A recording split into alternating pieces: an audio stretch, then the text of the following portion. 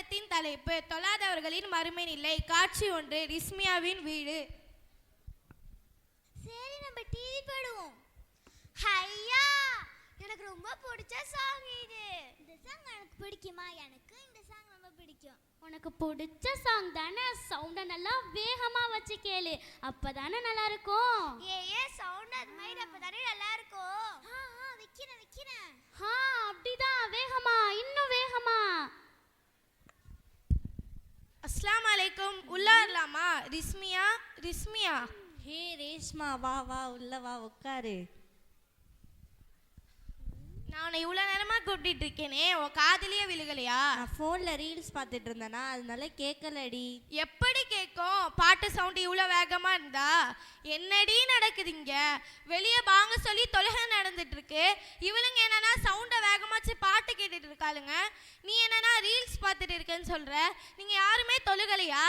என்னக்கா உன் ஃப்ரெண்டு பாட்டு பேசுறாங்க?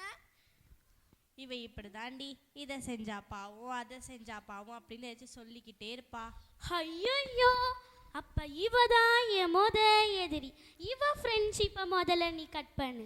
நான் உன்னை இன்னிலேருந்தே தொழுவ ஸ்டார்ட் பண்ண சொன்னேனே, ஃபஜர் தொழுதியா? என்னம்மா குளிருது, இதுல எப்படி எஞ்சி தொழுவுறது? நான்லாம் தொழுகலப்பா. நபி ஸல்லல்லாஹு அலைஹி வஸல்லம் அவங்க சொல்றாங்க, யார் கடமையான தொழுகையை தொழாமல் தூங்குறாரோ அவருக்கு நாளை மறுமையில பெரிய கல்லால் தலை நசுக்கப்படும் தண்டனை இருக்குன்னு ரசூலா சொல்றாங்க.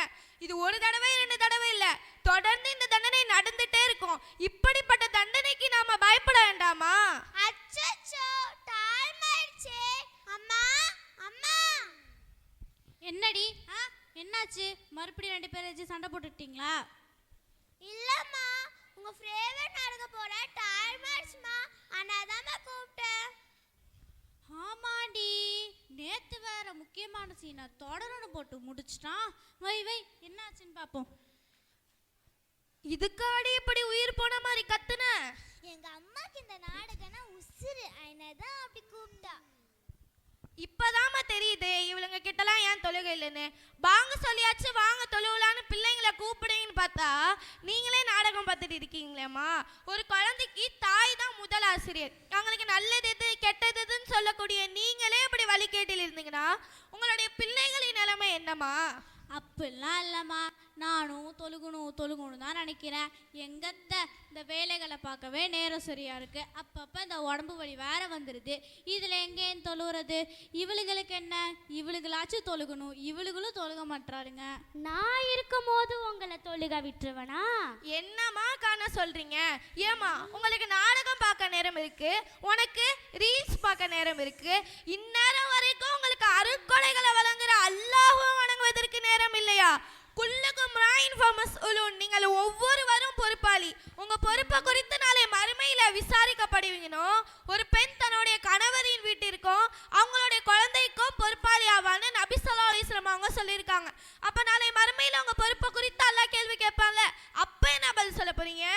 ஏன்ட்ட சொன்ன மாதிரி அவன்கிட்ட காரணம் சொல்ல முடியுமா? நாளை மறுமையில் அல்லாஹ் கேட்கக்கூடிய முதல் கேள்வியே இந்த தொழுகை பற்றி தான்.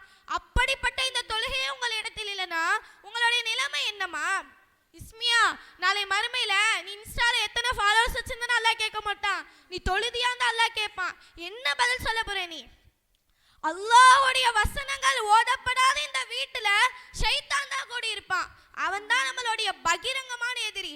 அவனுக்கு உங்க வீட்டுல இடம் அளிக்கிறீங்களாமா? போச்சுடா, போட்டு கொடுத்துட்டான். நீ நம்ம கதை அவ்வளோதான். அல்லாஹ் நம்மளை எதற்கு படைத்திருக்கான்னு என்பதையே மறந்து வாழ்ந்துட்டு இருக்கீங்களேம்மா.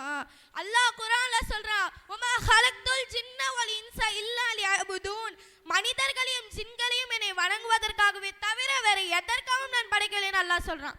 நபி ஸல்லல்லாஹு அலைஹி வஸல்லம் அவங்க மரண நெருங்கும் வேளையில் கூட அஸ்ஸலாத்து நீங்க தொழுகையை தவற விட்டுறாதீங்கன்னு வலியுறுத்தி சொல்லியிருக்காங்க. அப்ப இந்த தொழுகை நமக்கு எவ்வளவு முக்கியம் யோசிச்சு பாருங்கம்மா. சரிம்மா, இனிமே நான் கொஞ்சம் கொஞ்சமா தொழுக முயற்சி செய்யறேன். அவ சொல்றத கேட்காதீங்க, அவ சொல்றத நம்பாதீங்க. ஐயோ என்னம்மா சொல்றீங்க? இப்பலேருந்து தொழுக முயற்சி பண்றீங்களா? இனிமே தொழுக ஆரம்பிக்கிறேன்னு சொல்லுங்கம்மா. ஏன்னா நான் தொழாதவர்களுக்கு என்று அல்லாஹ் சக்கருங்கிற நரகத்தை தயார் செஞ்சு வச்சிருக்கான். அல்லாஹ் குர்ஆன்ல சொல்றான், நாளை மறுமையில சொர்க்கவாசிகள் நரகவாசிகள்கிட்ட கேட்பாங்களா, மா சலக்கக்கும் ஃபி சக்கத், உங்களை நரகத்தில் சேர்த்தது எதுன்னு கேட்பாங்களாம். அவங்க சொல்லுவாங்க, காலு லம்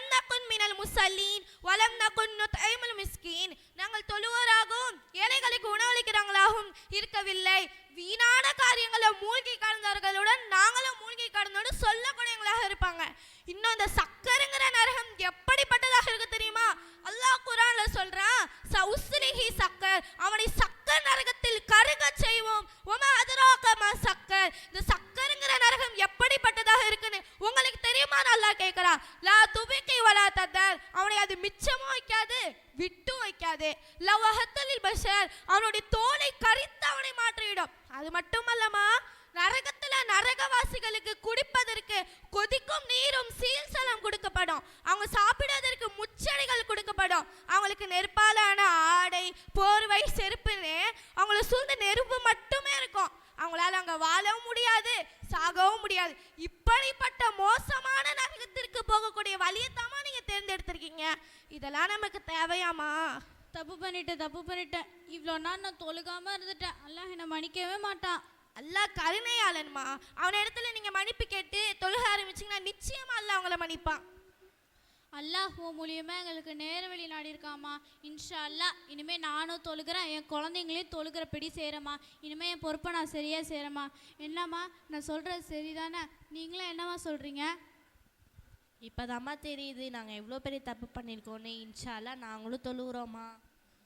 இன்ஷா அல்லாஹ் நாங்களும் தொழுறோம்மா. அப்ப வாங்க நம்ம இப்பையிலேருந்து தொழுவ ஸ்டார்ட் பண்ணலாமா? வாங்க இஷா தொழுவோம். என்னடா இது இப்படி மாறிட்டாங்க? என் நிலைமைய யோசிச்சாங்களா? இனி இந்த வீட்டில் எனக்கு என்ன வேலை? இந்த கூட்டத்தில் யார் வீட்டில் தொழுகை இல்லாமல் இருக்கு? இந்த வரேன்.